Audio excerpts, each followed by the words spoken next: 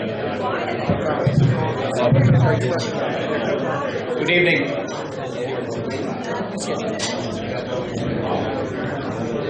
I know this evening is a great opportunity to network.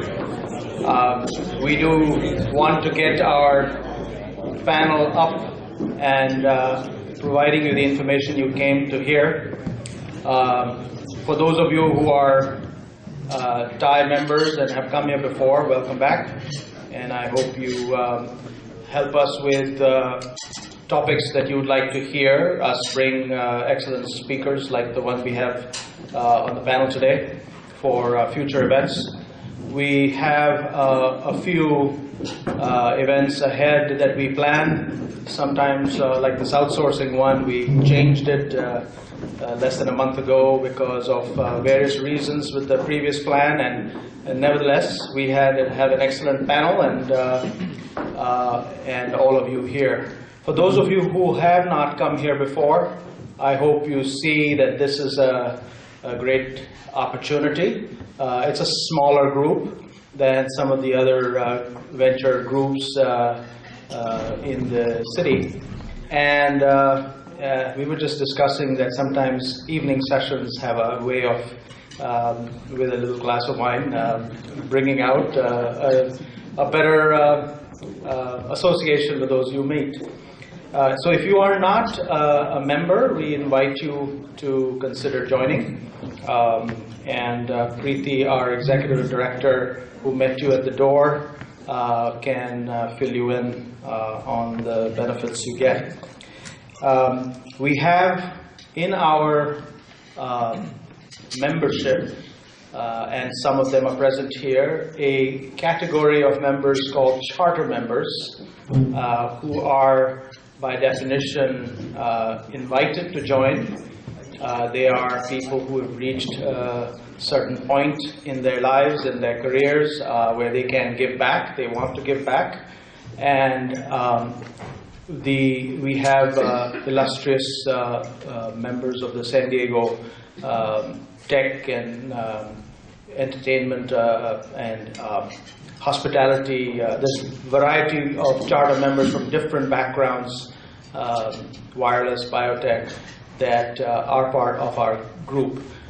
We do have a few charter members here today. Dan Gaddy, who is a new charter member to our group. Ajay Sarkar, who is probably the newest. Ajay, there he is. Ajay's company, Cosmic Bridge, is a sponsor of TiE San Diego. And of course, our moderator, Nikhil Varaiya, is a professor of finance, was Dean of Finance at SDSU for 18 years, so I'll still call him Dean. And Jai Bhagat, who joined us a few months ago.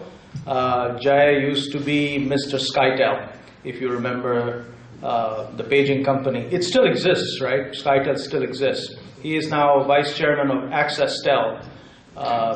But we are happy to have him move from, was it Mississippi? Mississippi to San Diego. And so we get the benefit of his background. We have some representatives of our sponsors. I already mentioned Cosmic Bridge. Platinum sponsor is Foley. And gold sponsor is Advanced Trustee Strategies and Qualcomm. And then we have another sponsor called Chawla Group. So I must acknowledge them. I appreciate your support, and I look forward to other companies investing in our events and what we do here for entrepreneurs. We have, for the last few months, we've been doing, before the panel begins, we have been doing what is called a soapbox pitch. Two companies before have made this pitch. It's 5 to 7 minutes short, and the last two times there's a company called H2O Audio, which some of you may know, and Zap Ads, which is brand new. And both of these, we have a video of these. If you want to look, we'll find a way of putting them up on the website shortly. if you want to see what they were about. But today we decided to do something different, slightly different. It's still an entrepreneur in the form of an author. Professor or Dr. Sam Bansal has written a book called Technology Scorecards, aligning IT investments with business performance.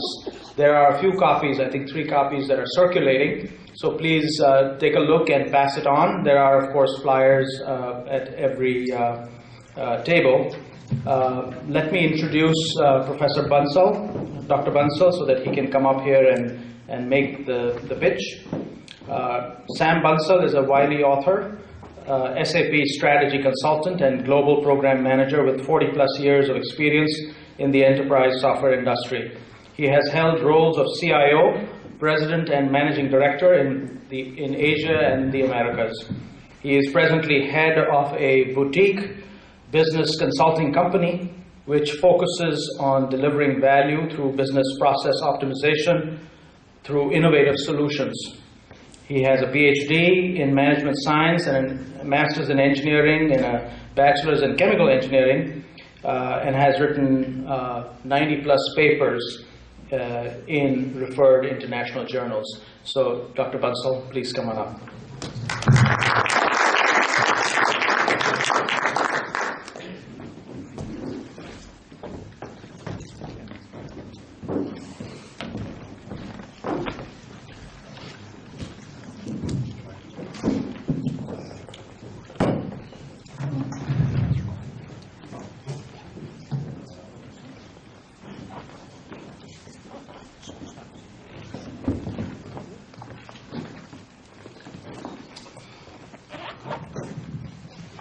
Thank you, Dr. Kripalani.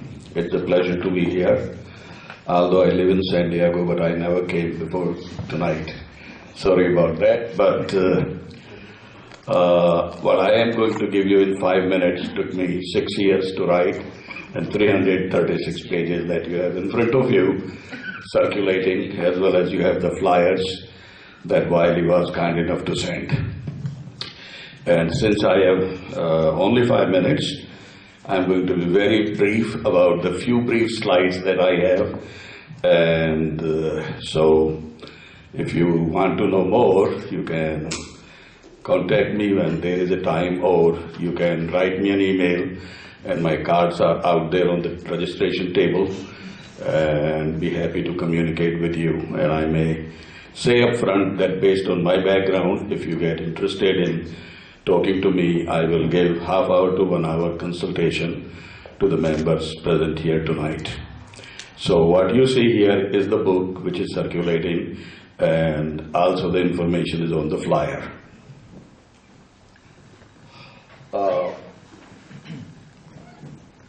This is the outline of the presentation. I will go into why I wrote this book. I will avoid the reasons of project failures in scorecard methodology because they might be longer. So if there is time left from my 5 minutes, I will discuss them. Otherwise, I will very quickly want to go to what does this book contain, i.e. take you through the table of contents in a very overview-ish manner. And do talk a bit more about one very important chapter in this book, which is on human factors. Although the words are very familiar, but the meaning that I have put behind them is after so much experience that I have gained. And then I will acquaint you with few comments of my CEO clients, which I find very instructive take on the book. Why I wrote this book? As I used to read the papers, computer papers, they used to scream bloody murder. 75% of the computer projects fail first time taken. But I didn't believe that. I used to talk to the guys like Lee Raymond, CEO of Exxon in those days, and he would complain bitterly, like other CEOs, that they have not gotten the bang from the buck of their IT investments. For companies like ExxonMobil and companies like Intel, those investments could go up to $5 billion, and the CEO is unhappy. But when I looked at my record of doing the projects, the story was different. The story was, my projects were successful, not from my perspective, but from the perspective of my stakeholders. So for instance, when I went to talk to my boss at Polaroid, having finished plant-wide automation of a very large-scale plant, I say, Fred, how much money have we saved you? He said 20%. 20% on a MLB, material labor shipment value of $1 billion was 200 million. And I didn't put the words in his mouth, and I can quote many incidents of that type. So then I began thinking, why is that so? And one thing that came very quickly is that I am business oriented, so business performance and the matrix that measured the business performance were very, very important to me. But when I used to talk with my colleagues who were CIO or something like that, their matrix were different. So there was a bridge between the expectation of the CEOs and the expectation of the CIOs as they understood what the CEOs wanted. There was a gulf. There was a bridge required to be put so that this gulf could be bridged. And the answer I found is that yes, it is possible. So 6 years ago, I decided to write a book. And Charul Shah would appreciate this idea to write a book came when I was meeting with Jim Pinto over lunch. And he said, what will you do now since you have retired from SAP? I said, I will write a book. And damn me, I had no idea what I was going to write. And so it took 6 years. Anyway, and what my experience was is what I am proposing in this book. So this book is roughly divided in 3 segments. Number 1 is the reasons why computer projects fail first time attempted, and then it talks about the scorecard methodology and how the book is organized. And the next chapter, next part is titled Promise of Technology. And here I discuss 3 major technologies: strategic enterprise management, product lifecycle management, and supply chain management.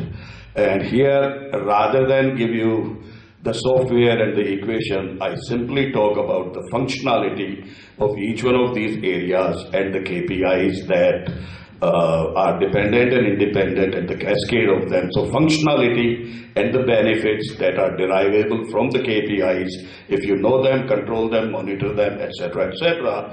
And then there are value trees, and if you get a chance to look at the book, am I running over my time? Okay. So that's the promise part, and that's to be read or done because you want to estimate what the technology is going to deliver you in terms of benefit, and that's something that is always avoided. So third part is the scorecard methodology, and it walks you through from planning to execution, and it is divided in 5 chapters: strategy, realization phase, human factors, umbrella considerations, and performance management. In each one of these chapters that you see there, it is from the perspective of planning to execution. One important topic from chapter 7 are these 3 human factors oriented issues: project management, project champion, and business case development. Project management is not about the line diagram and the cost and when you will, but beyond that, what it takes for a CEO to be convinced that the investment is worth doing it. So what you will see here are all the human factors, the talks between you and the company and the stakeholders that are required to be handled to initiate the project successfully and keep it on the right key. Project champions, again, are the necessary spark plugs, as most of you who have done projects know, but here we are talking about not the nuts and the bolts, but the human factors. What do you expect out of the project champions, and what do the project champions do, and why are they so necessary for your project to succeed? The business case development is not about calculating the ROI. It is about how to walk it through, how to finesse it, so that your company will let you do, even if your return on investment is simply 2 years on the net present value. So what are they saying? It's too much to read. I'll describe these two comments from my CEO friends. Number one is a CEO of the largest assembly and test semiconductor company of the world. And he said, Sam, my CEOs always told me that IT is a must. And they never talked about the benefits or the business performance of it. But in one sentence, and he's going by the title of the book, that you have related IT investments with business performance.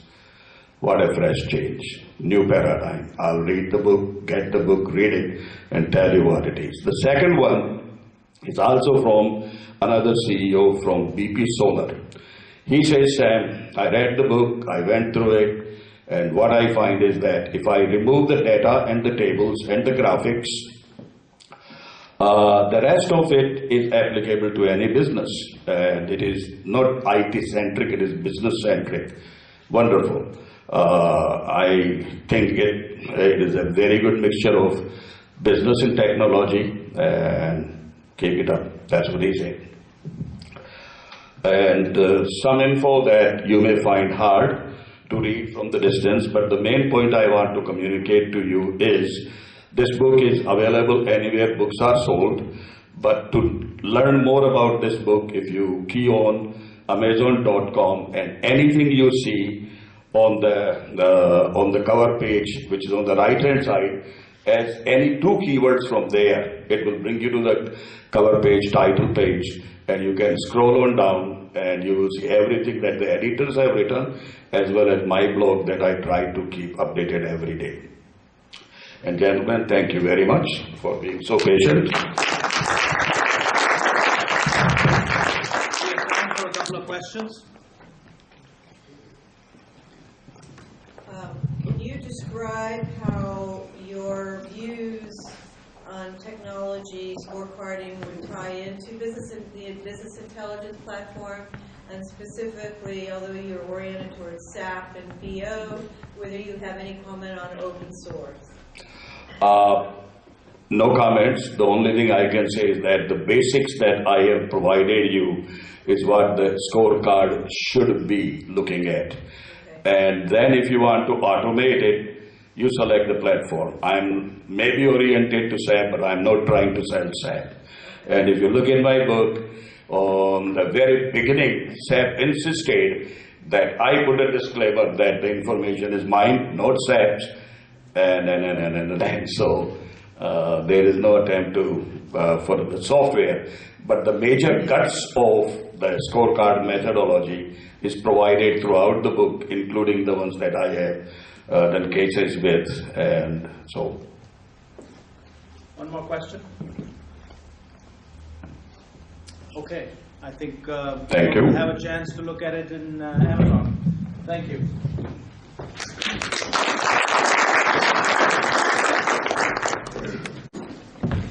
So good evening, folks, and thank you for coming over here for this very, as you will see, very interesting panel on outsourcing.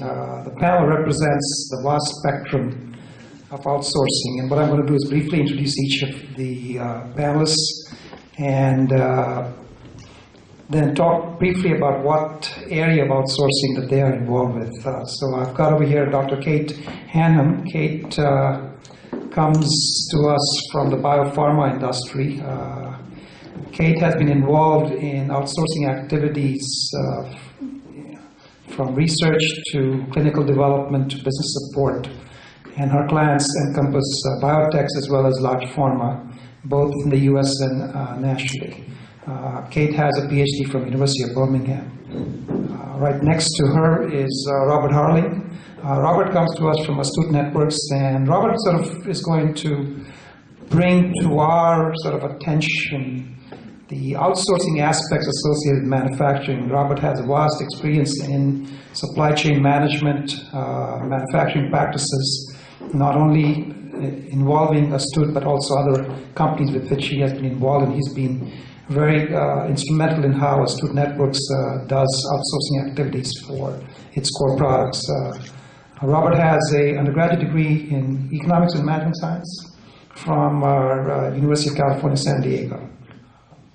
Then we have Charul Shah. Charul has been with a company called Invensys PLC based out of England, but he has been involved with Invensys via an acquisition that Invensys undertook when he was working for a software simulation company.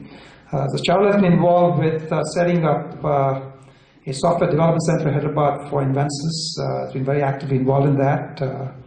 Charul has a degree in chemical engineering from USC. And then last but not least is Michael Campbell. I managed to corner Michael today because I finally got his vita about half an hour before we started dinner.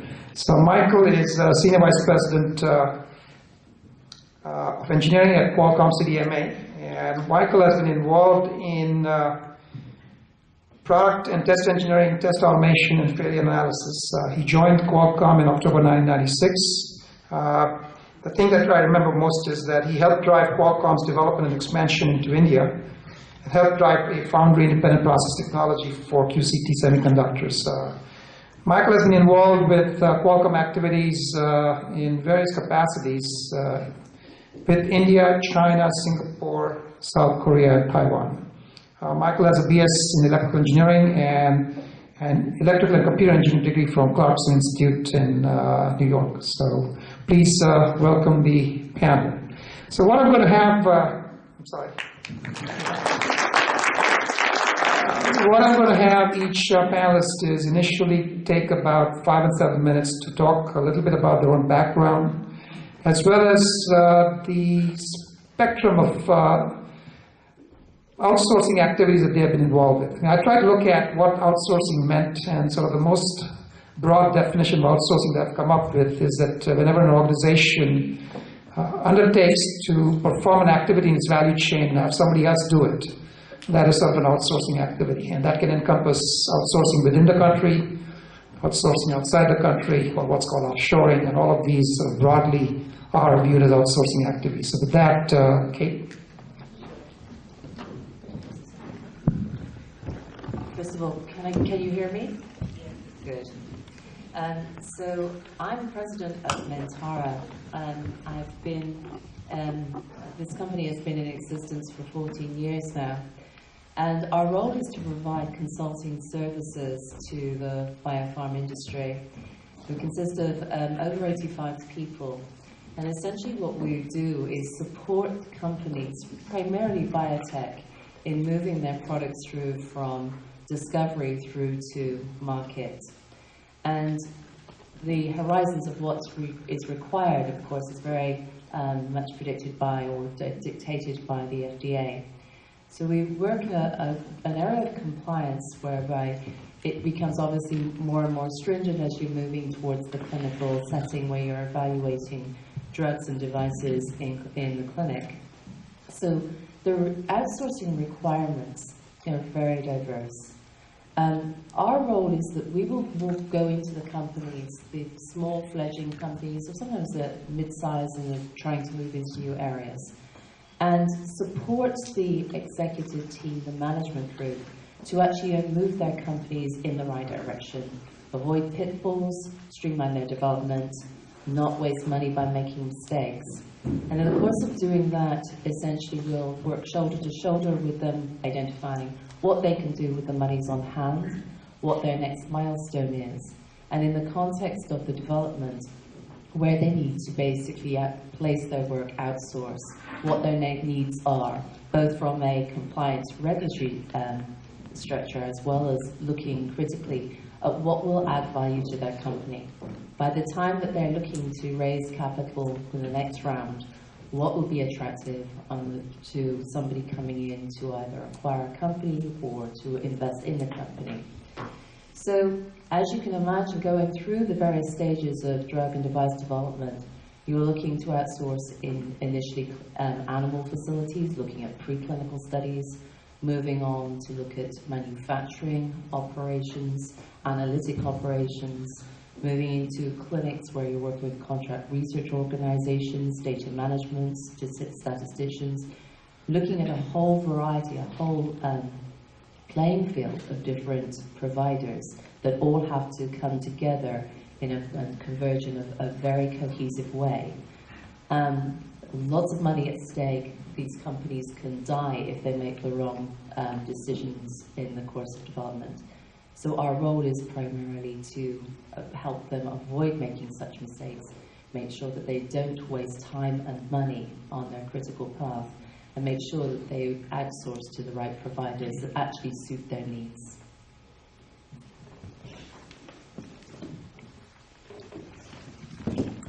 So as you heard, Astute Networks, we manufacture storage systems, and we design and develop those storage systems.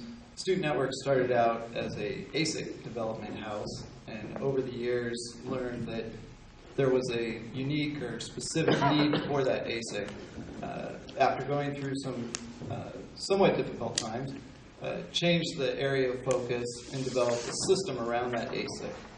Those systems are found in, say, large telecommunications networks delivering rich media applications. Typical users are telecoms and military applications that have SMS, ringtones, streaming video, IPTV, those types of applications. Our product is a hardware product with a unique IP ASIC embedded in that. From an outsourcing standpoint, we utilize a tier 1 contract manufacturer. So in our realm of outsourcing, it's a very established industry, been around for quite some time. There's plenty of different companies out there that provide these services. So it's easy to find a company that you can partner with that can provide services as a very small, locally owned and operated company to a very vast worldwide entity that has locations in various different countries where you do business. In our case, we're engaged with a company called Celestica, which is a tier 1 provider of these services. Currently, we're utilizing their San Jose facility. They have facilities all throughout the world. For us, from an outsourcing standpoint, we're a relative startup. So for us, the decision we looked at various different levels. One was we wanted to find a strategic partner, somebody that could not only deliver the services, but add value to our organization. In our case, we deal directly with large network equipment providers. So they look at a relative startup, and there's a little bit of risk in their mind when they look at a small startup providing key technology in their network. So by partnering with a large entity, then it brings value to us. So they look at it and say, well, there's risk in the supply chain, there's risk in manufacturing. But if we're partnered with a large tier 1 supplier that has very robust processes and systems in place, and in many cases are already manufacturing product or providing services for this customer base, then it reduces that risk. So in our case, we were able to leverage that outsourcing relationship to build value to our organization and provide better services to our customers. It's something that we're quite proud of where we're placed today. And more importantly, we've addressed it to provide scalability to our organization. So even though we're a relative small company today, by partnering with a outsourcing service, or in our case, a contract manufacturer that can grow and provide services to our customers as a small company all the way up to a very large organization. The scope of the services today are manufacturing, supply chain activities, test, integration, eventually order fulfillment, and post-sales support. So there's a vast range there of services that can be offered. From an outsourcing standpoint, I've been involved with the typical contract manufacturing that I've been speaking about, as well as engineering, design, development, and post-sales support.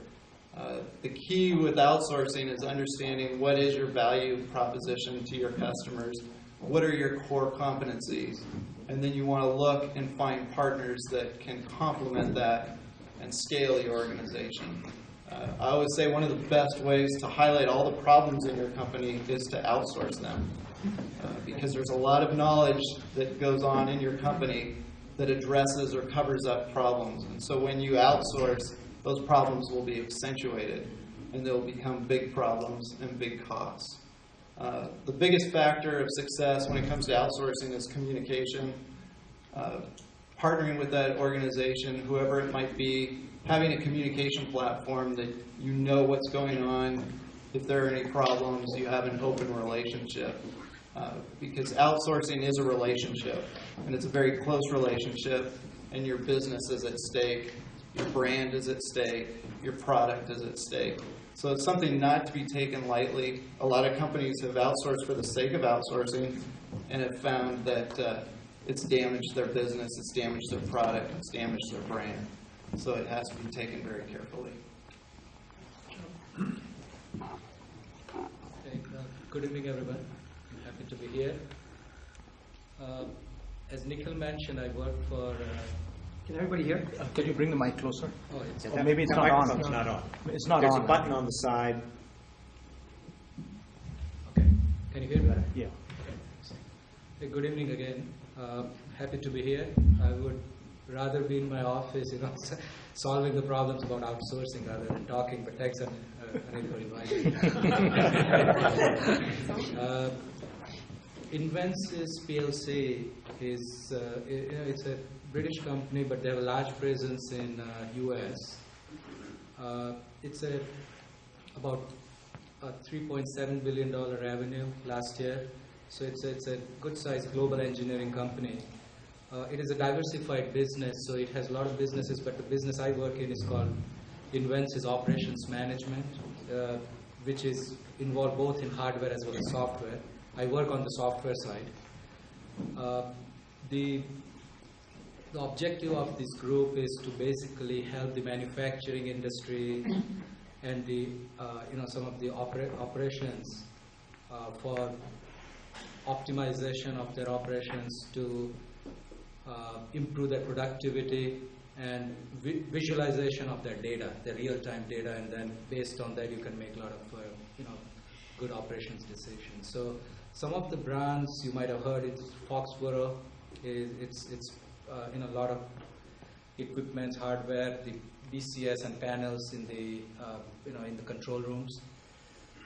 Also simulation sciences, which is the business of making the simulation optimization, data reconciliation software mostly for the oil and gas business. There's another brand called Triconics. They are more in nuclear, and they make a lot of controllers. And also the last one is Wonderware, where currently I work with. It's in the business of HMI, SCADA, historian, and a lot of visualization for the plants. So as you can see, the software business of Invensys is a real good candidate for outsourcing or offshoring. And we started our journey about 7-8 years back, and we started looking at what we can offshore or outsource, and how we can take advantage of increasing our capacity, managing our budgets, and all those things. Plus, it's always outsourcing. One of the important things is sometimes the talent is not available locally, so you have to just go out and find the talent wherever you get it. It may not be the case right now, but it was a case a few years back. So we started reviewing the business case. I think, as Dr. Bansal mentioned, in terms of what would be the ideal place, what are the ideal candidates in the software development organization to outsource.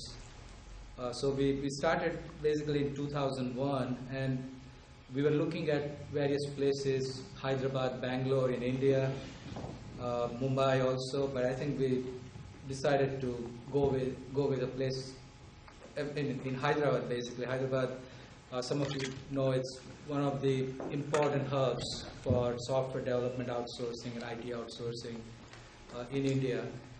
It's not a top tier like Bangalore and Mumbai, but I think it is considered to be a second tier. But a lot of talent, a lot of engineering schools, and a lot of smart, technical minds are available there. One of the other options we had was that Invensys had a company called BAN, which is in competition with SAP. So BAN had already a center in India, so we could actually leverage whatever they had in terms of software technology park and infrastructure. So we started along with them, and we had. I'll answer if you have any specific questions, but I'll just provide you the high-level view at this point. We basically started, hiring engineers, moving the work, a lot of training we did. We brought people to US for an extended period of time for training and technology transfer. We also had a lot of people traveling back to India to set up the testing labs, infrastructure. I was managing the whole program in terms of how to make sure that we manage our business risk. We manage to make sure that we have the right team in place, right management in place, all the leadership team. We have all the processes in place in terms of software development is very process intensive. So and managing the budget is very important because of you can easily cost overrun because of it's a new operation. At the same time, exchange rates could fluctuate from time to time.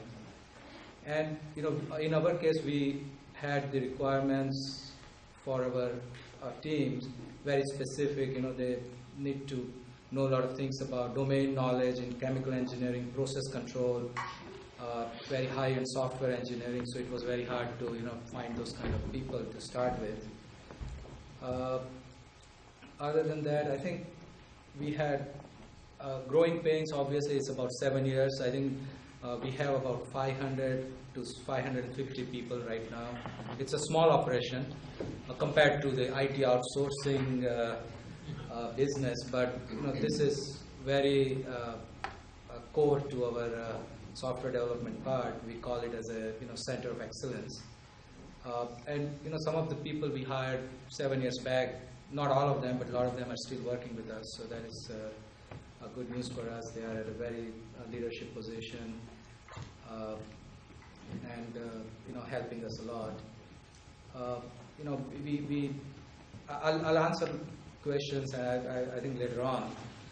We were also, before we had the center, we had some experience with IBM and a few other companies to outsource in Bangalore. So it was not completely new, but to manage your own development center in about 10,000 miles away from where you are, from a headquarters, is very difficult, challenging. We had our growing pains, but I think with all the processes in place and with smart people, we were able to make it reasonably successful. And last thing, I think Anil, you mentioned about Cosmic Bridge. We also work with Cosmic Bridge even today with a lot of technical publication and some of the testing projects we do with them. So I think we have experience with them, and it's working out pretty well for us. Thank you. Michael? Hi there, is this one on? Just test it. Yeah. There's a switch, the white switch at the bottom. Switch at the bottom. Two different models. Yeah. Hi there, I'm Mike Campbell, Qualcomm. I got volunteered Wednesday? Yeah, Wednesday. So A week ago. yeah, exactly a week ago. When I heard I was supposed to be talking about outsourcing, I couldn't figure out exactly what we were going to talk about. So I thought about what I've heard from the rest of the panel and what I heard from Sam a little bit earlier. Outsourcing is all about, if you're going to be successful, the human factor you mentioned. There's nothing else that will make you successful. You can put the best processes in place, the best whatever else is in place, but unless you can control the human factor, you will not be successful. That comes from a long time of doing outsourcing over the many years I've been in the semiconductor industry. Qualcomm, if you don't know, is somewhere between the 6th and the 12th largest semiconductor company today in the world. Why between 6th and 12th? Well, last quarter we were 6th. Next quarter, I don't know where we're going to be. The semiconductor industry is in a little bit of a state of flux right now. The quarter before then we were in 8th, and the quarter before then we were 12th. So I figure we're between 6th and 12th. We are completely outsourced. We have no manufacturing facility anywhere in the world. We acquire about 1 million wafers a year. We ship about 1 billion semiconductors a year. We use every large fab in the world. We use every large assembly site in the world. There is no place that we don't touch these days. So that means my travel schedule is a little busy. I leave Saturday for India to go have an ops review in India. Wednesday is the ops review in Singapore, the following Tuesdays, and etc. What does that mean?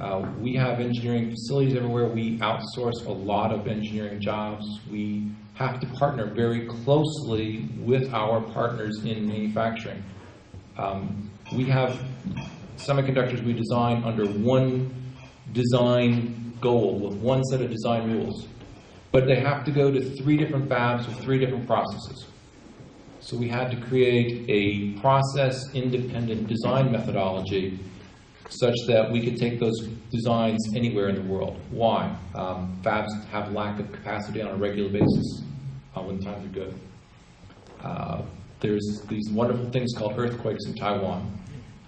And in China, labor is sometimes good and sometimes not so good. All those things have required us to learn how to communicate our requirements, our processes, and our procedures very clearly. Create KPIs, which I heard from Sam is in his book very thoroughly, and how you communicate those and what the goals of those KPIs are. Not just that you have to do 3 parts per second. That's a great KPI. It's easy to measure, but it doesn't tell you anything about the process or what you want out of that. Going into India was an experience for Qualcomm. We bought this little company called Spike. There was a company of about 100 people in India. Today it's about 350. Our Hyderabad office is about 800. But we're a small fish in the pond, if you look at it. The people next door are an Oracle shop, sorry. That Oracle shop has got 3,000 people next door to us. So it's all about how the size and scale that you want to outsource.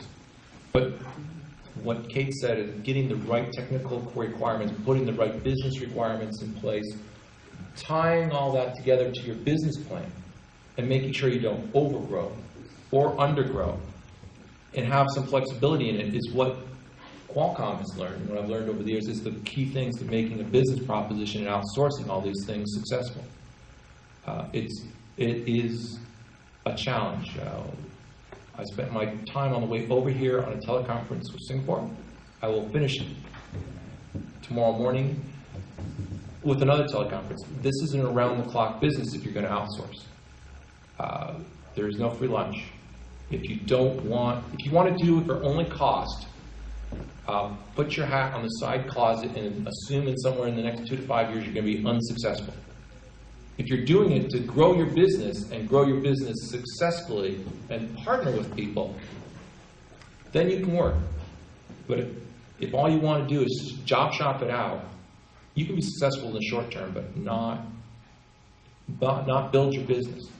So my story would say, learn the human factors, learn what KPIs and how to communicate them successfully in a business context, and then move forward. So that would be us.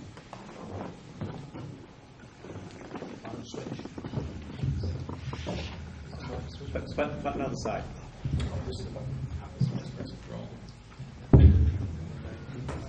Thank you. What I'm going to do is ask one question and then all of them to answer and then have it open to the audience. So the question for each of you is, given today's climate, global recession, etc. going on, what do you see as the challenges and opportunities in the outsourcing area within your company and or your field? I went first last time, so. Thank you. Can start with that. Thanks. Thanks. We appreciate that. So the question was, in today's economic environment, what opportunities and challenges in the outsourcing area that you have? The biggest challenge in outsourcing today is that it's the first thing that gets cut back from an outsourcing of engineering positions or outsourcing of engineering jobs. You go back to your core business. When you look at the manufacturing industry, we were talking out in the hallway a few minutes ago, depending on which portion of the business you were in last year, somewhere between June and October, but no later than October, your business got told to stop. Stopping an outsourced business is actually relatively painless. Stop. You don't own anything at that point, you just say stop. That's the easy part. The hard part is getting it going again and making sure you didn't destroy your business when you said stop. Today, I think we're starting to see glimmers of hope in the business world. That means you have to make everything go again. And there's going to be a lot of overcorrection of inventory because we've undercorrected inventory. Now we're going to overcorrect inventory, so we're going to do a W shape for a while. That is all, for Qualcomm, all outsourced manufacturing. On top of that, you have outsourced engineering jobs that you're now going to have to put people in place now and pull them back out again to be able to handle short-term surges of requirements. That management challenge, when you're just going grow, grow, grow, grow, it's one thing because you're putting a stable workforce in place to handle demand. But this current economic uncertainty means that you're managing a bunch of W's that follow each other, and which one is the right one to follow? Shah.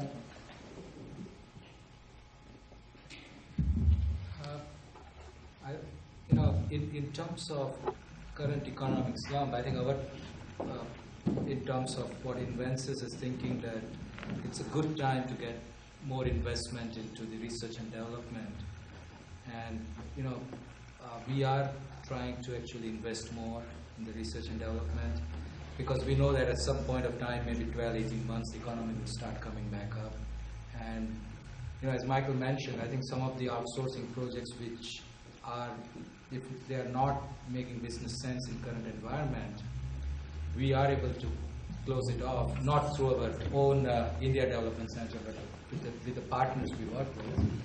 And that's very easy, you just tell them that you're not going to, yeah. Other opportunities, one could have in current situation is that, the dollar is strong, the outsourcing companies are willing to make a strategic partnership, with the corporation, so you can have a real good, a contract with them if you are planning to, advance your outsourcing and offshoring in future based on your overall business plan. I think outsourcing plan, in my mind, it should be closely tied with the business strategy and how we want to expand the capacity, how we want to basically be there in next 5 years in terms of your product developments and go-to-market strategy and all those things. So I think there are some of the opportunities in the current economic situation, in my mind. So for us, with the current economic situation, as Michael touched on, from a manufacturing standpoint, there's this fear, as I say it, everybody's afraid to say the fear, but the fear throughout the organization where everybody just stopped and there was paralysis. And with outsourcing, there's that shared risk. So you're making a commitment to that company for a certain amount of time, whether it's products or services, so there's that financial commitment. In our environment, our contract manufacturer is making a commitment to invest their time and effort, and in some cases go out and buy material to support our needs. And through this tough economic time, everybody reduced their level of risk and their threshold of acceptance when it comes to risk. So what happens there is you have to be very focused on where those pain points are, particularly as things start to pick up. Because as things pick up, and if people have scaled back too much, then you could reach a point where you can't meet the needs of your customers. And if you've outsourced those some of those competencies, that you have them at arm's length, or even worse, even farther out, and that you're not able to manage that recovery, and it could affect your ability to meet your customer needs. So what we saw over the last year, and we're expecting that for at least the next quarter or two, it may get worse, is that inventories are low, lead times will extend out, and until people feel comfortable in taking on greater risk, that it will be a difficult situation to manage. Something that's more than manageable, but just gives you a few more headaches and a few more nights on the phone to manage through. On the flip side of it, we also see a lot of opportunities on our customer end, because again, our customers are large Tier 1 network equipment providers, and large companies tend to make big sweeping decisions when it comes to expense reduction, and some of them are filled with errors, and some of them let good quality capabilities and resources go. And so as things pick up, what we see is that these large companies may not have the ability to meet the increased demand, and so they're going to turn to smaller companies like ourselves. And we've found ourselves just over the last few months in a lot more discussions with our customers where they've said, hey, can you do this, or can you do that? And these are things that they used to do internally, but because they've let those resources go, they're turning to suppliers and partners to try to address those needs. Now, it takes a lot of responsibility on our part to stay true to our product and value proposition, to not become too spread out in addressing all these needs. But it also creates an opportunity for us to become more entrenched in what our customers are doing and to build our brand and our image and our product line within those customers. So there's good and bad given the current situation. And so we address both. You have a mic here. 2 mics. I'm going to shift gears because a lot of my clients are actually pre-market. So you're looking at a group of companies that have got a set of investment, set amount of capital, and there's a long runway putting up before they're likely to see further substantial investment. However, if they stop their development process, they're out of business. So what they're challenged to do is to keep their development process going and to actually stretch their capital as far as they can. So the opportunity, of course, is to become creative. The risk is to cut corners. And as I stressed before, I work in a very, very highly controlled environment associated with human testing. And so the challenge is to make sure that everything is safe and is proceeding in a compliant way, and we're not running the business into the ground, and it's a balancing act. So a lot of course, the triggers into looking at how to do the same work more cheaply, and this is where globalization comes in. Cheaper to go to India, cheaper to go to China, cheaper to go offshore. But then there's an underestimation of what it takes to translate a product, which the commonalities between biotechnology products in this day and age are very few. We can talk about their protein-based or their DNA-based or their device-based, but each one has its own unique characteristics that's going to define its development path, it's going to define the testing path, it's going to define everything about that program. So you don't have a carbon copy of where to place this, where to get it done. You've basically got to handhold this process and shepherd it. So I see that the challenge is estimating the cost that it takes to run offshore operations and ensure compliance and ensure safety. And we are all aware of some of the adulteration problems that have crept into our food chain. This is something which it's an ongoing challenge. It has been for years. It just happened to hit the news because it hit general food chain. But in the context of drug development, that's a major issue. and to try and translate compliance when you're dealing with different cultures, different languages at distance, with a very, very unique development program, you've actually got to consider the overhead that that's going to cost you. So just putting together a statement of work and a schedule, and to be able to hold contractors to that, and understand, go back to the human factor, understanding what type of human factors can creep in an environment that you haven't worked in before, or you've not worked in with this particular product before, this particular analytic process before. And I could keep listing all of the variants.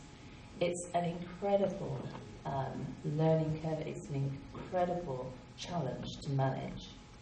And what I see is just as there's an opportunity to create processes that work well and to actually work in new areas of the world, it's not a slam dunk. It's not going to be an easy process. There will be mistakes, and there have been mistakes made.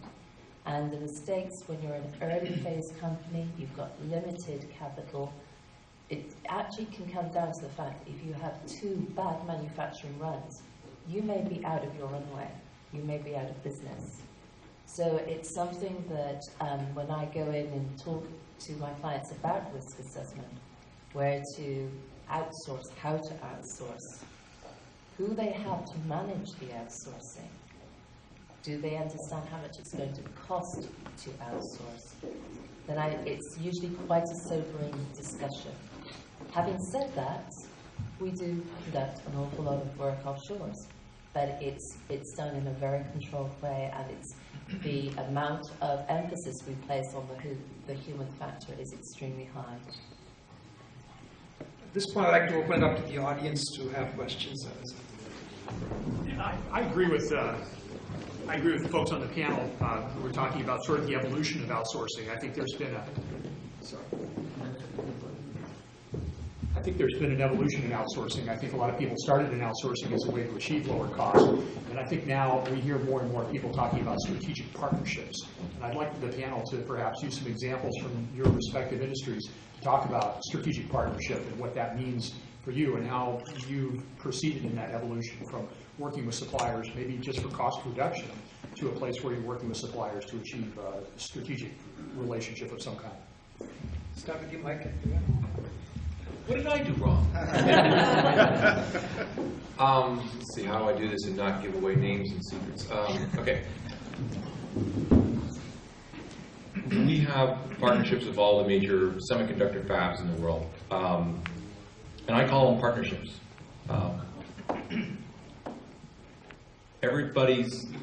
Kate talked about the very strict regimen that you have to follow for a medical device. Yeah. The semiconductors are nowhere near as bad. However, if you don't do it right, the cost is, a mask set today is $2 million or $1.5 million to $2 million. A run of silicon will cost you $200,000 to $500,000. So you've blown through $2 million without even knowing if you've even got a good part yet. Therefore, we partner, let's pick on TSMC, it's our largest partner. We started working on 28 nanometers. For those of you who don't know the semiconductor industry, 65 nanometers is the major production technology today. 45 is what's ramping. 32 will start ramping next year, and 28 is probably 2 to 3 years from now. We started working with them on 28 nanometers 2 years ago. That's a hell of a long runway. You don't even know if you're going to be in business really in 4 years.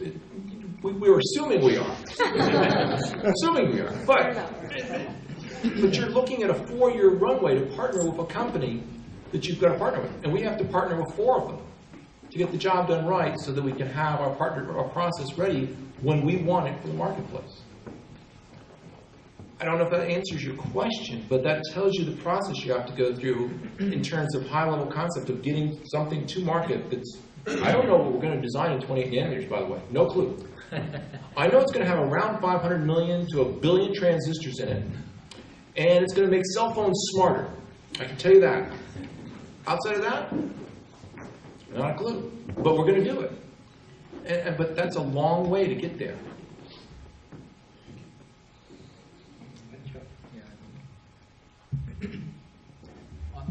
on the software side, I've sat through a number of presentations, as Michael said, not mentioning any names, but this is a very important business tool for them to come up with a strategic partnership plan for you. And as a company, you really need to evaluate whether it really fits into your business objectives or not. But some of the advantages are that you can lock into the fixed price contract for a long time, where you know what your budget would be for a long period of time. Secondly, to a strategic partner or to an outsourcer, you can actually push them for service level agreements and productivity improvements, and you can ask them to make changes to the organization very quickly compared to what you can do with yourself. A lot of these services companies, they are in the business where you are in terms of the verticals, power vertical, oil and gas, manufacturing enterprise, and all those places, and they have the domain knowledge, they have the software, proprietary software, and sometimes they can help you to basically reach to some of the customers, meet their customization or new functionality and all those things. So there are possibility of strategic partnership, but at the same time, it involves a lot of preparation on your side of the company and a lot of planning and understanding what really could happen. As Michael said, we don't know how the business is going to turn 4 years down the road. So that's my take. Well, for us, it was primarily a necessity in the sense that we're not going to build a TSMC fab, or we're not going to put in SMT lines. But cost is, you're right, in that outsourcing initially started out with cost, and then capacity, and then all the other benefits that we see today. For us, we've outsourced in a very strategic manner. We've aligned ourselves with somebody that not only can provide us with a better quality product, but can provide value to our customers. So there's alignment with our customers, there's alignment with the market, there's alignment with the technology, and that's critical to have a successful outsourcing relationship.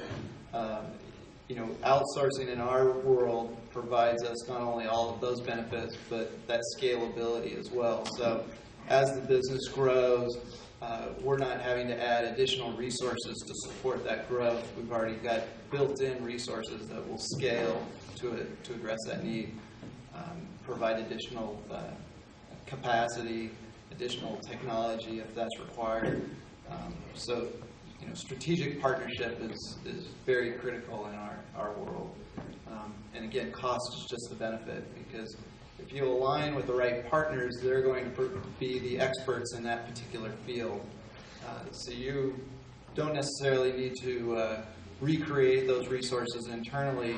You're getting the benefits of that partner and their knowledge base, and they're going to grow with their industry, whatever industry they may be in. And so you don't have to stay on top of all of those leading trends, because your partner is going to do that for you. So strategy is by far the number one factor that should be considered when it comes to outsourcing. I sort of feel like the odd man out on this panel, because when I think about strategic relationships in the drug and device development industry, they take on so many different configurations. You have the relationships such as big pharma to small biotech. A very successful one, as we know, is the Roche-Genentech partnership. Lots of common goals there, lots of internal cultural struggles, but overall a very, very successful strategic relationship. And many more have been modeled like that, where essentially the smaller biotech can feed the pipeline of the big pharma in a very nimble way. And so that's a very great, good wedding, if you like, but it gets to a point whereby there has to be a controlling entity. because again, you can't have, it's almost like you can't have two skippers. And it's very difficult to actually produce the types of products that we're dealing with in a number of different places. You've got to actually show and demonstrate comparability, and it's got to be comparability as it relates to human safety. And so it's not that you can go from one facility to the next quickly. The lead time is long, and it can actually involve in vivo testing. So as you're going through the development path, if you're actually talk about something like securing your product line, your actual manufacturing, you'll have to set up your first manufacturing facility, and that you could say, okay, that's your strategic relationship to begin with. But then you're in a stranglehold. At a certain point, you've got to make a decision to secure your future by reaching out to a second facility so that you've got the ability to be able to manage your own pipeline. And then it comes to the point of what you're going to do when you go commercial.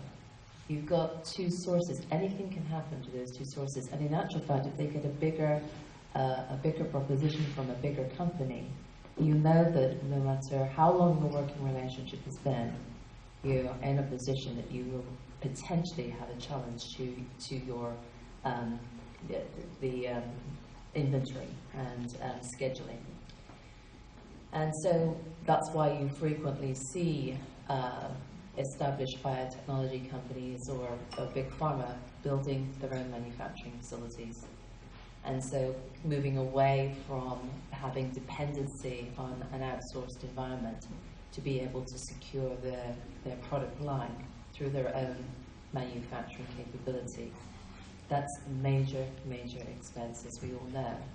And speaking along the lines of when do you do that? When do you make that decision?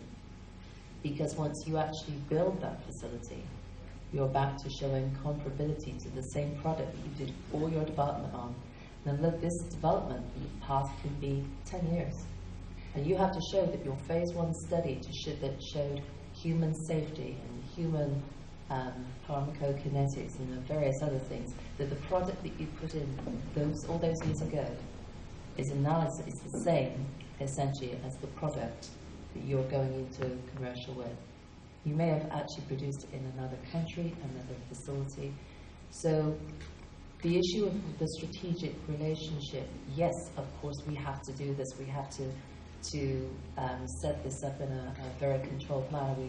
There's no way biotech companies can afford to build a commercial plant for every line that they're developing. But the issue here, there is a stranglehold. I mean, these are uncomfortable bedfellows when you're talking about things like the manufacturing chain. And it requires a lot of planning, maintenance, management, and forethought in the context of when you're actually going to take the risk out of the relationship and build your own plant, and whether you actually need to do that. So I just feel as though, the issue of having the different strategic relationships in the biotech and the drug development industry has some different quirkiness that we have to deal with. Again, I think it's because we're coming back to that compliance, that human safety aspect, and making sure that the product is comparable to the point whereby essentially you can tell no difference and you can demonstrate absolute safety from plant to plant to plant, to source to source to source, and that goes right back to even your raw materials. So it's a very complicated path. Dr. Bansal, you want to In light of the political opposition to offshoring, not outsourcing, do you think government of President Obama going to succeed in limiting offshoring mainly to the fabs of Asia?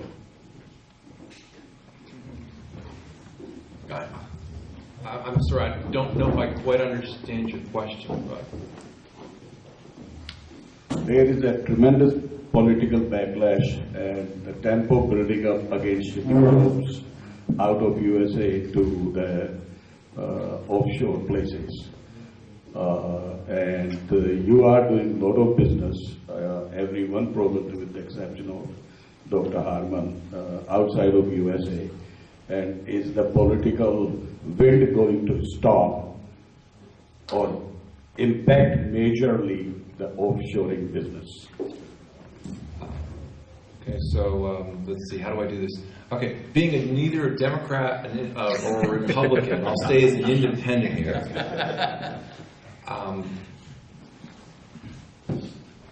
It depends, from my point of view, a lot on how they restructure the tax laws.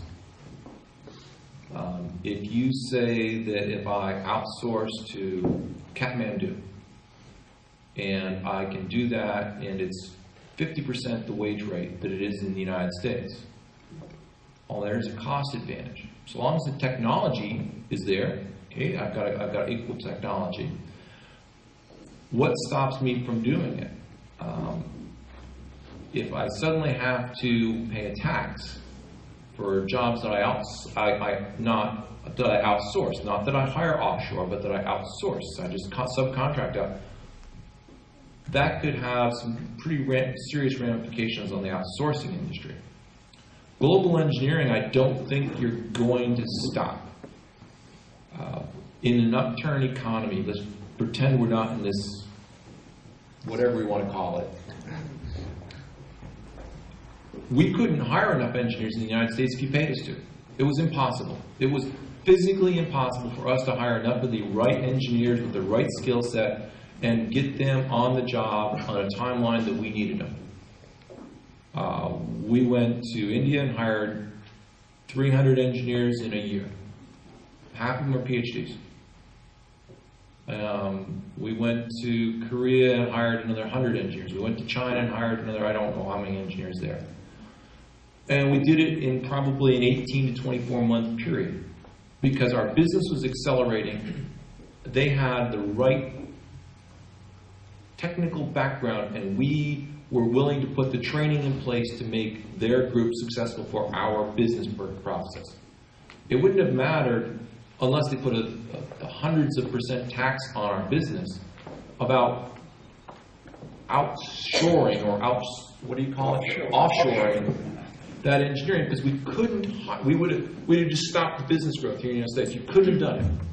But how would they tax your offshoring component of business? If you tax jobs that you just outsource, not that you hire as part of your corporation, but that you just outsource. I go to Tata, or I go to Ginjal, which are both large outsourcing engineering firms, and I just give them jobs versus hire them for a United States company or whatever. That's a different business proposition than it is hiring them and keeping them as a corporation entity. It's a different feel. That's different on your balance sheet. You can tax it differently if they really want to get creative. But keeping manufacturing jobs in the United States, they'd have to radically reform the tax laws. If you look at and U.S. support laws, if you look at building a fab today, a fab today will cost you between $5 and $7 billion. It has a 3-year life. Therefore, you have to have a complete return on your investment in 3 years of $5 to $7 billion, and hopefully make a profit at it. The only company that's doing that today in the United States is a company called Global Foundry Engineering. They have $5.7 billion from Abu Dhabi. And they're going to build a plant in New York, but only because New York gave them $1.2 billion in tax breaks and guaranteed training and guaranteed infrastructure. And what was it? Something else, some other obscene amount of side money to make sure the project's successful. If you're going to have jobs here in the United States that have to be competitive at a cost basis, that the fabs in China were built with government funds, the fabs in Taiwan are being built with subsidized government or subsidized company funds. The assembly facilities in Taiwan, China, Japan, Philippines are all being subsidized at some level. This is not an even playing field in any shape of my mind, and it's going to be tough to make it an even playing field. And because you put tax on it, it's going to be you're going to be accused of protectionism. So I can't answer your question. I apologize. I'm going to say a lot of words, but I bet you did. But I don't know how. I know you can do it. I know they can make it very penalizing for us to do it, but it'd be successful for more than a couple years. I don't know. It's a challenge. Anybody else wants to respond, or yeah, any thoughts on this? Some other questions. You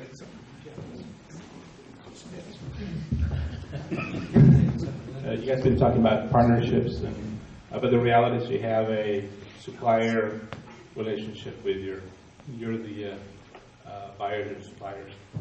Can you talk about in this downturn how you guys share the risk, where you have to step in to help them, or the other way around? Robert, Well, I think for us, it is a supplier relationship. However, more than just your usual supplier relationship where you're just buying a standard product, they're providing a product that's unique to you.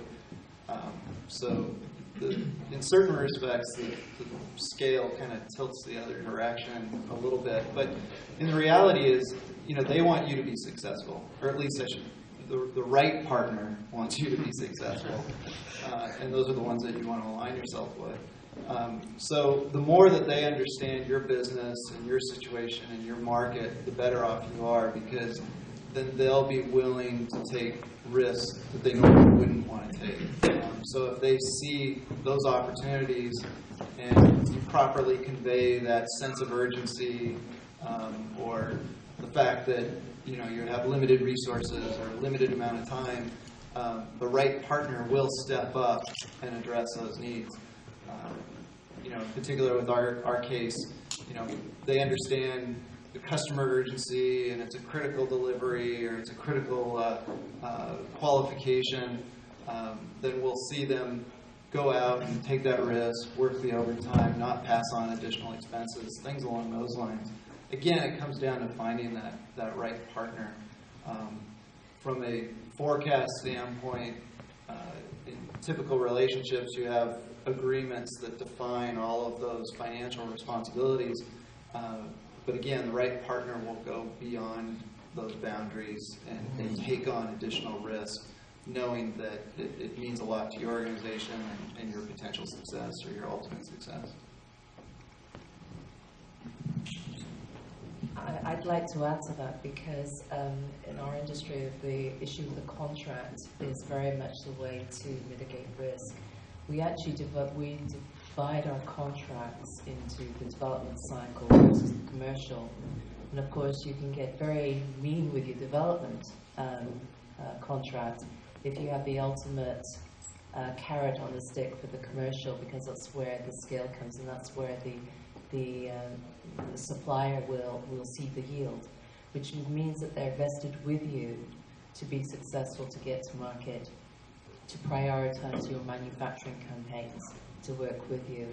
And I think it's a skill set that is very well applied in our industry to make sure that there is that vested interest to get to commercial, and that, to that point that there is quite a bit of shared risk.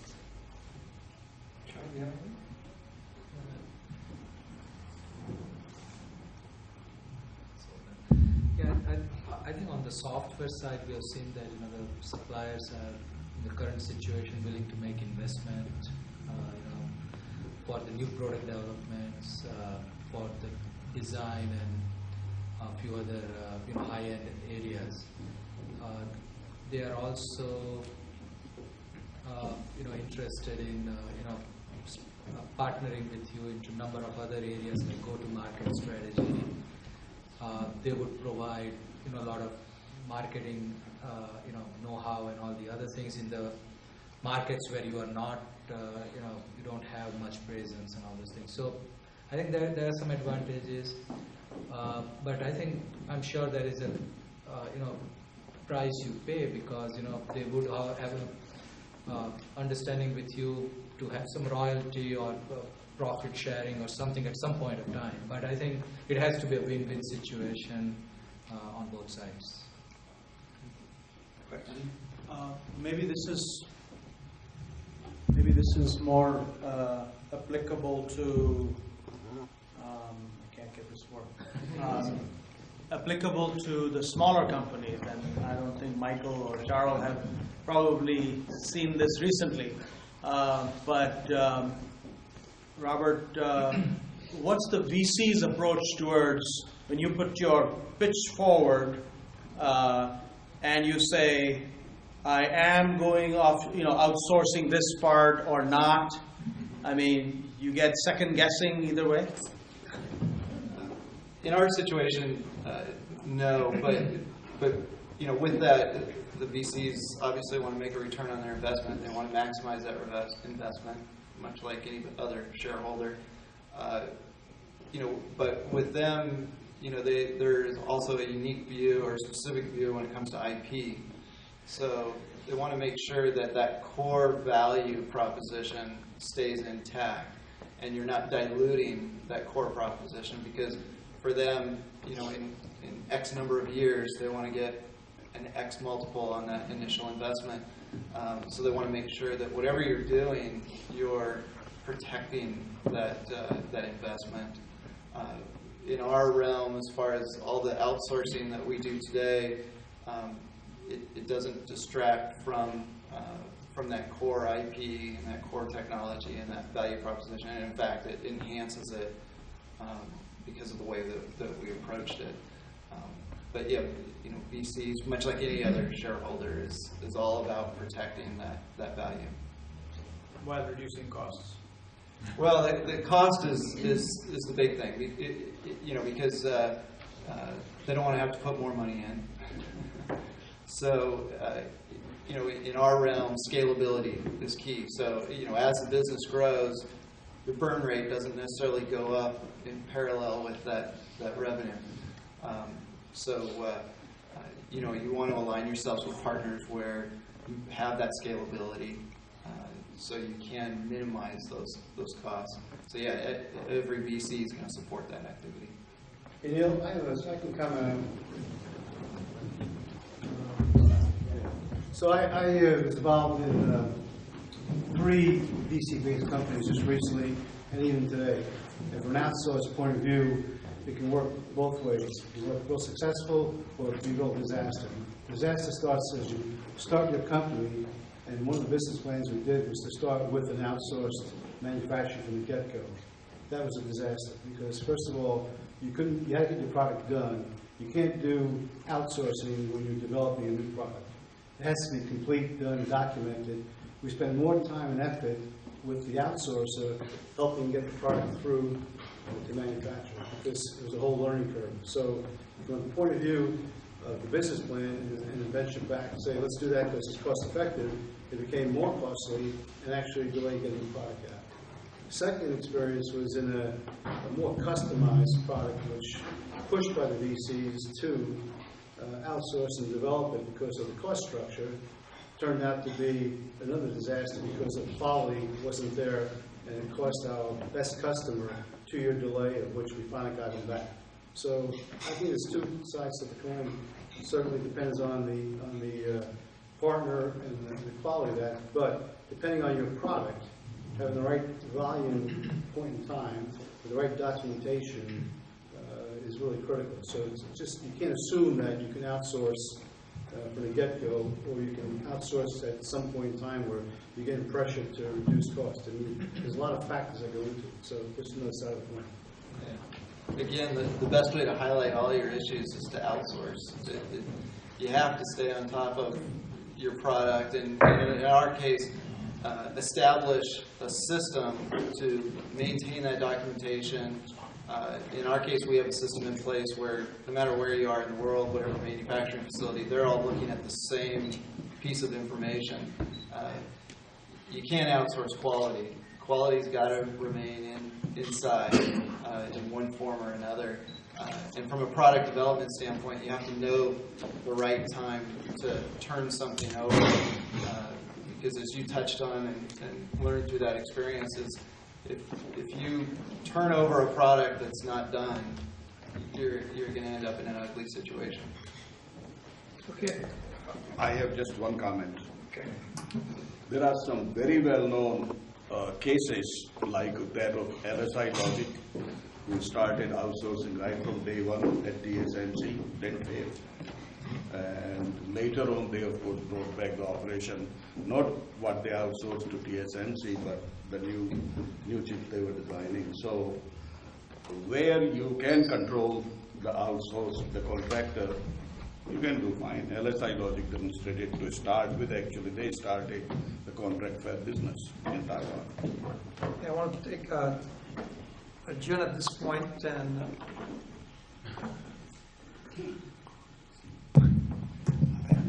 I want to thank the panel for a very informative discussion, and they probably wait a few more minutes if anybody has any sort of specific questions. I'm sure they will answer those questions. You have a question? Yeah, we had some experience with a build operate transfer outsourcing, a shop we were working with in India. And I guess my question is, they were working on billable hours, growing their team, growing their organization, and we wanted their team to learn about our products. And as a product company, we really wanted them to ship the right product, be creative about the product, and get that product shipped on time. How do you reconcile the difference between your partner looking at billable hours and growing the number of people they have with you, and you having, as a product company, a very different outlook? I mean, as a product company, we don't look at the number of people working on the product. We did solve it by changing the way we outsource. We put a management fee in place and then directly paid the salaries, and so we could control it better. But I just wanted to see if Charul, do you have anything? Don't have much experience with build, manage and transfer, build, operate and transfer. But I've seen the case studies and all those things. I think, again, I think it goes back to the right partner.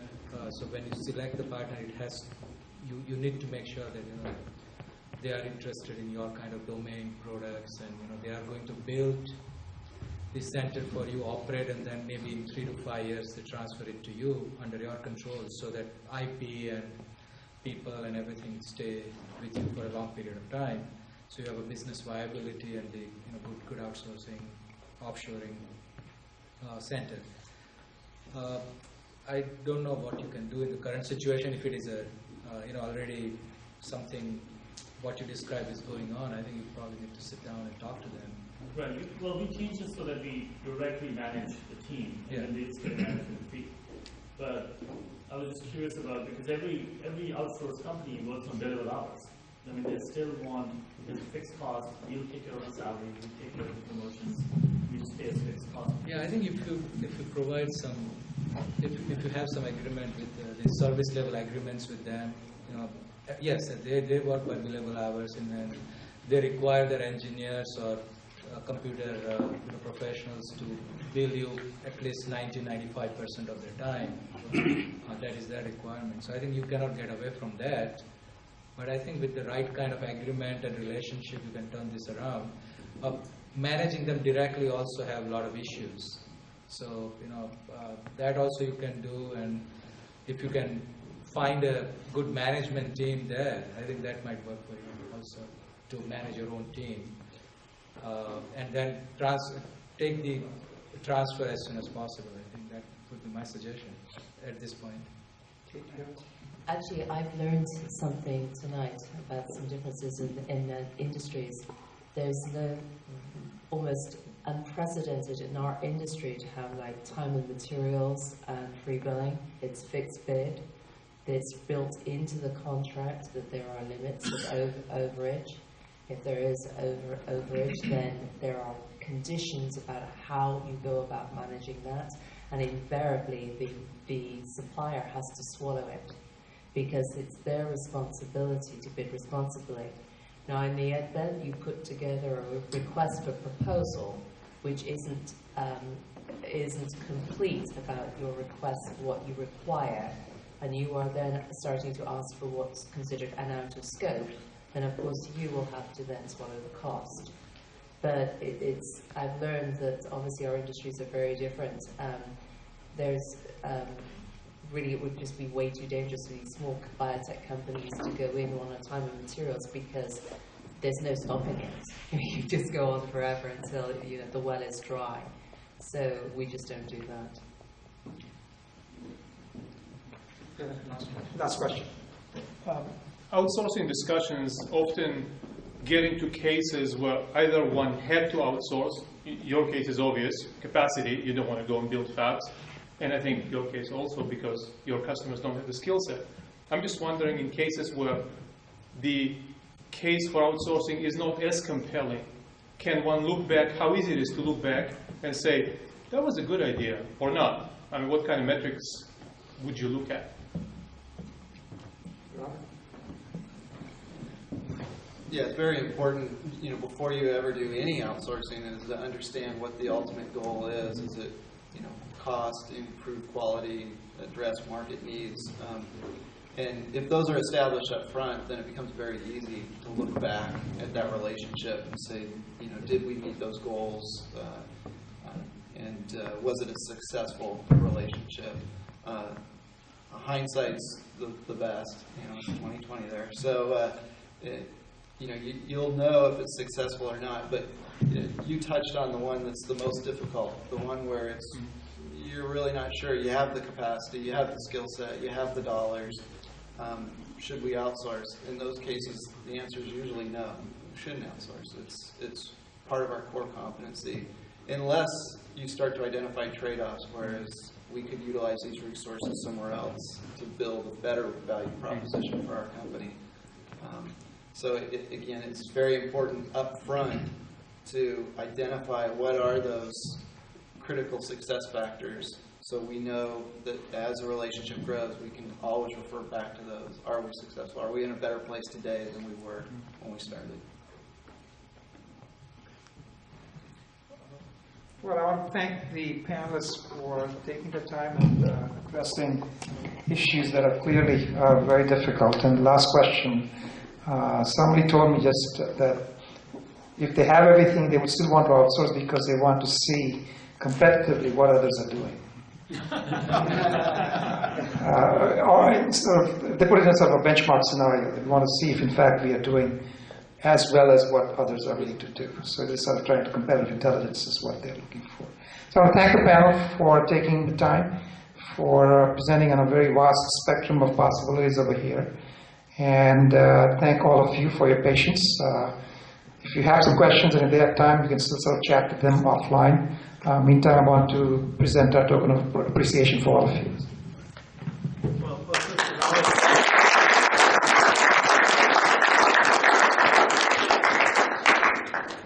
Just a small token.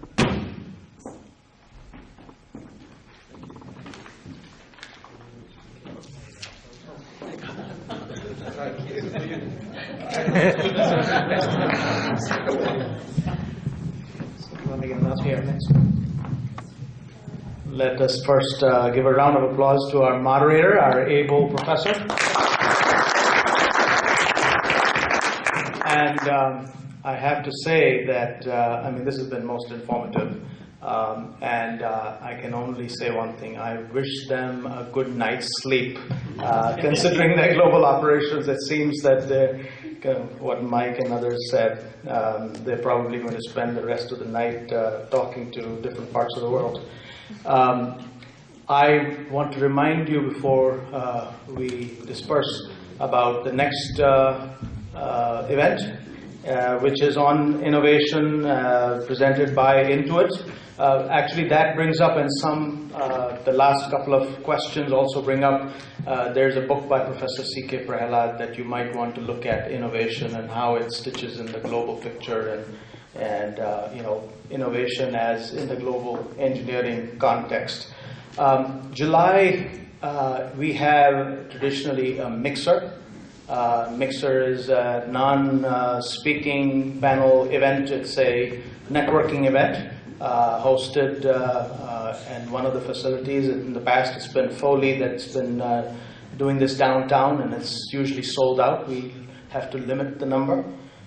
In August, we are going to organize a wireless event, and so again, every fourth Tuesday of the month, we try to bring some new key topics. So I hope those of you who have come here for the first time will join us for some of those. Again, thank you for your attention, and I brought your questions. The other one is